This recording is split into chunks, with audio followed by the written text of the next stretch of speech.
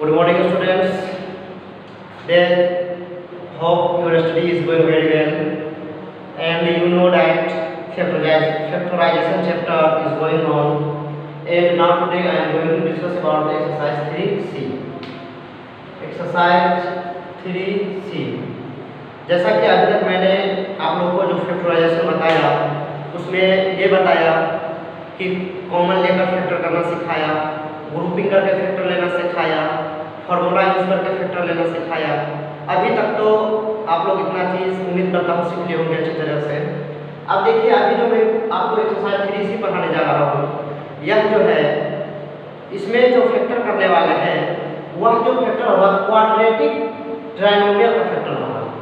देखिए अभी तक जो भी आप लोग फैक्टर किए हैं उसमें जो आता था 3 टर्म 4 टर्म जो भी टर्म होते थे, लेकिन उनका पावर जो होता था वह कभी 2 होता था, कभी 3, कभी 4, यहाँ तक कि आपने x के पावर 8 तक का भी फैक्टर किया।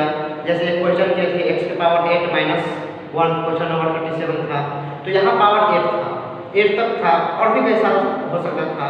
लेकिन अब हम जो इस चैप्टर में पढ़ने वाले हैं उसमें क्या होगा, पावर सिर्फ 2 होगा, मतलब क्वाड्रेटिक। हम लोग जो पढ़ेंगे क्वाड्रेटिक पॉलिनोमियल, और क्वाड्रेटिक में कैसा पॉलिनोमियल, तो 3 टर्म वाला क्वाड्रेटिक होगा। क्वाड्रेटिक बोल दिए इसका मतलब पावर सिर्फ 2 होगा, ओनली 2 पावर। एंड ट्राइनोमियल मतलब सिर्फ 3 टर्म। इसका मतलब ये हुआ कि इस एक्सरसाइज में हम जो पढ़ेंगे वह quadratic trinomial, that means 2 power वाला और 3 टर्म के 2 पावर वाला पॉलिनोमियल का फैक्टराइजेशन करेंगे। इसका कैसा स्ट्रक्चर होता है, तो देखिए ax² + bx + c, ax² + bx + c, ये आपका क्वाड्रेटिक ट्राइनोमियल का स्ट्रक्चर है, जहां a, b और c कोई रियल नंबर होगा। जैसे एक एग्जांपल ले लो, x² + 11x + 30। देखिए यह स्ट्रक्चर बिल्कुल इस पे बैठा है कि नहीं, तो ये क्या है, क्वाड्रेटिक ट्राइनोमियल है। यहाँ पे देखो आपको कहिएगा सर ये तो कुछ नहीं है, तो एक कुछ नहीं, यहाँ पे क्या रहता है, 1 है, और भी कोई आएगा जिसमें होगा, ठीक है। bx + c ये जो फैक्टर है वह थोड़ा सा पेचीदा है, अगर थोड़ा आप ध्यान दे देंगे कोई दिक्कत नहीं। तो चलो हम समझाते हैं इसका फैक्टर कैसे करते हैं। देखिए इसमें 3 टर्म है, पहला स्क्वायर टर्म, दूसरा कोएफिशिएंट टर्म और तीसरा टर्म जो है उसमें आपको कांस्टेंट और वेरिएबल दोनों मिक्स है। देखिए तो हम लोग क्या करते हैं इस तरह के फैक्टर में, ये में कितना टर्म है, तो 3, इसमें आपको 3 टर्म है, फर्स्ट टर्म, सेकेंड टर्म और थर्ड टर्म। तो ध्यान से सुनिएगा, अब हम इसको ये क्वाड्रेटर को, इस पॉलिनोमियल को, है ना, हम 3 टर्म को 4 टर्म करेंगे, 4 टर्म में ले जाएंगे। तो हम किसको ब्रेक करेंगे, तो ये पिछला जो टर्म है, पिछला टर्म को हम 2 टर्म बनाएंगे और 2 टर्म बनाएंगे जिससे यह पॉलिनोमियल, यह क्वाड्रेटिक ट्राइनोमियल क्या हो जाएगा, 4 मेरा टर्म बन जाएगा। तो अब देखो यहाँ इसको 4 टर्म बनाने का कंडीशन है कि मैंने इसको हम क्या कर रहे हैं, 2 टर्म ब्रेक कर रहे हैं। अब ऐसे हमको ब्रेक करना है कि 2 ऐसे चीज को हम लिखेंगे जिसको ऐड करने पे या सब्सट्रैक्ट करने पे हमको 11x मिल जाए और उनके कोएफिशिएंट को मल्टीप्लाई करने पे ये हमको कांस्टेंट टर्म मिल जाए। फिर सुन लीजिए, पिछले वाले टर्म को जो हम ब्रेक करेंगे तो वो दोनों टर्म को ऐड करने पे या सब्सट्रैक्ट करने पे हमको 11x आना चाहिए और उसका जो कोएफिशिएंट होगा उसको मल्टीप्लाई करने पे हमको 30 मिलना चाहिए। तो अगर ऐसे दिमाग नहीं लगे, ऐसे तो सिंपल दिमाग लगा सकते हो जिसका दिमाग तेज होगा, 11x को लिख सकते हो 6x + 5x, 6x और 5x को जोड़ेंगे तो 11x भी हो जाएगा और इन दोनों के कोएफिशिएंट को जब हम मल्टीप्लाई करेंगे तो 6 × 5 = 30 मिल जाएगा। तो जिसका कॉमन सेंस थोड़ा सा डेवलप होगा तो वह ऐसे भी दिमाग लगा सकता है कि 11x है तो 11x को हम 6x + 5x भी लिख सकते हैं, है ना। तो 6 और ये 6x को 5x को ये 6x और 5x को ऐड करेंगे तो 11x हो जाएगा और 6 को और 5 से मल्टीप्लाई करेंगे तो 30 हो जाएगा, जो कोएफिशिएंट टर्म है। अच्छा 11x को हम ऐसे भी लिख सकते हैं ना, 9x + 2x, लेकिन 9 को 2 से मल्टीप्लाई करेंगे तो क्या वो जो है सो 30 होगा, नहीं होगा। तो 11 को तो हम ऐसे भी लिख सकते हैं ना, 20x और -9x, हमने क्या कहा, ऐड करके या सब्ट्रैक्ट करके, तो 20x - 9x हम लिख सकते हैं। तो 20 में से 9 माइनस करेंगे तो 11 आएगा, लेकिन 20 को हम 9 से मल्टीप्लाई करेंगे तो 30 नहीं आएगा, इसीलिए वो सब मेरा फैक्टर फॉल्स हो जाएगा।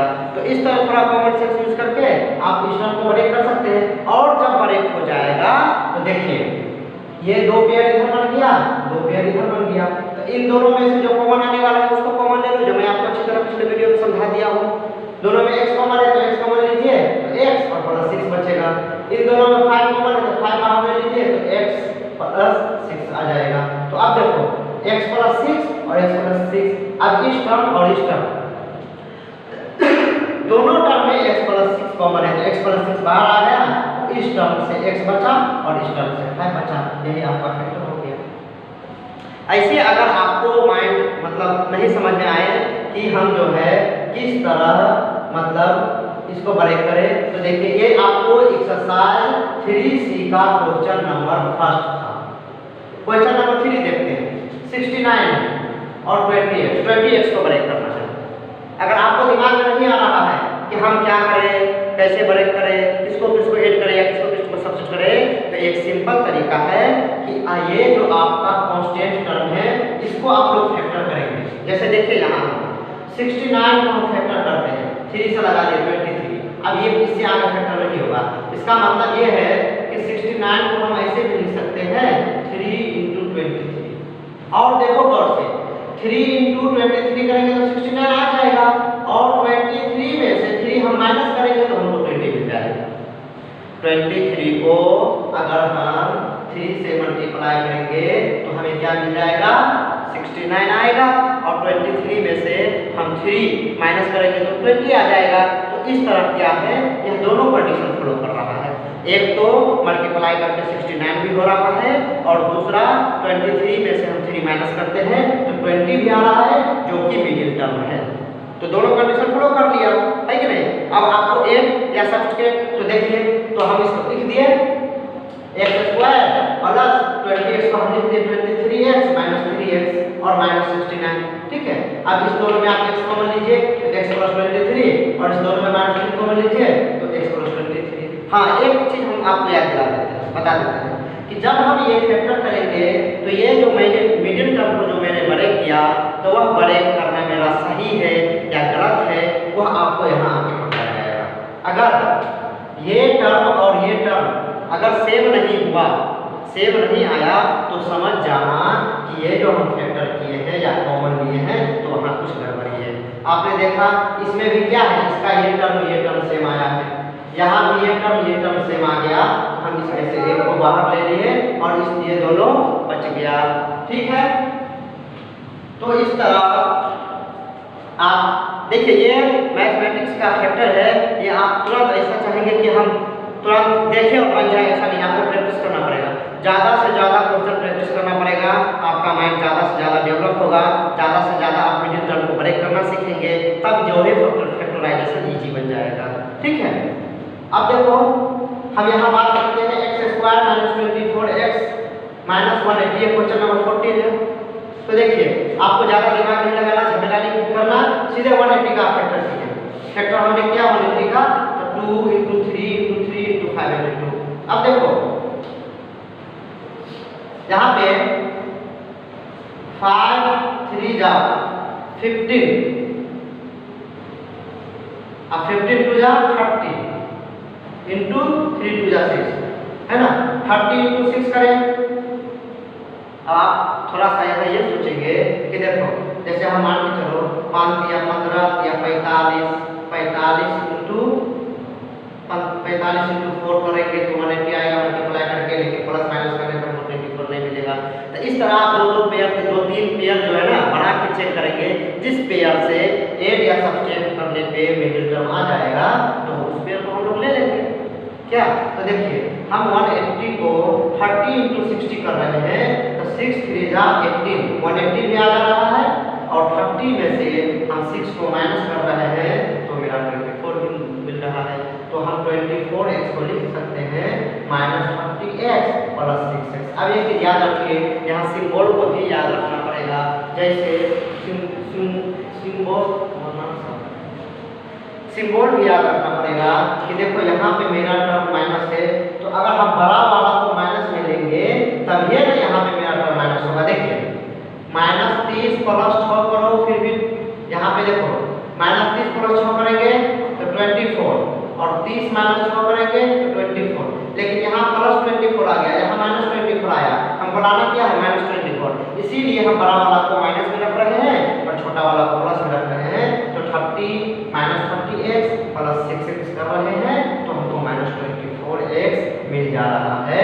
और फिर इस तरह इस दोनों में से कॉमन x लेते हैं तो x -30, इस दोनों में कॉमन 6 ले लिए तो x -30। देखिए आपका ये टर्म मिल रहा है। इसका मतलब क्या है? इसका मतलब ये है कि जो है सो ये फैक्टर मेरा जो है, मैंने जो मिडिल टर्म को ब्रेक किया है वह मेरा मिडिल टर्म को ब्रेक करना सही जा रहा है।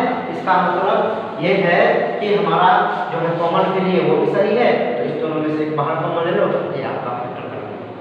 तो देखिए इस तरह आप लोग ज़्यादा से ज़्यादा क्वेश्चन को प्रैक्टिस कीजिए। अच्छा, रूट वाला जितने भी क्वेश्चन होंगे उसमें आप लोग को प्रॉब्लम आएगा। अगर जिन स्टूडेंट से क्वेश्चन बन जाएगा बना लेंगे, अगर रूट वाला क्वेश्चन नहीं समझ में आए तो उसको छोड़ देंगे, हम नेक्स्ट वीडियो में उसका डिस्कस करेंगे।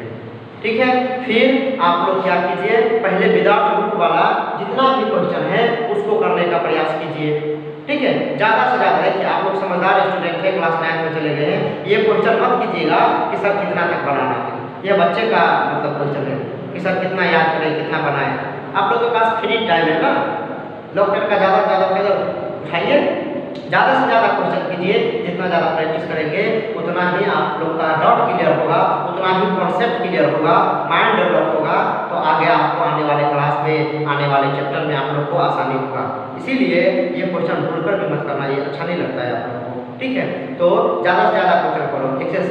एक्सरसाइज में लगभग 66 क्वेश्चन है ना, जिसमें आप लोगों को जैसे हम देख रहे हैं लगभग 8-10 क्वेश्चन में जो रूट है, तो अगर बने तो बना लीजिए, अच्छी बात है।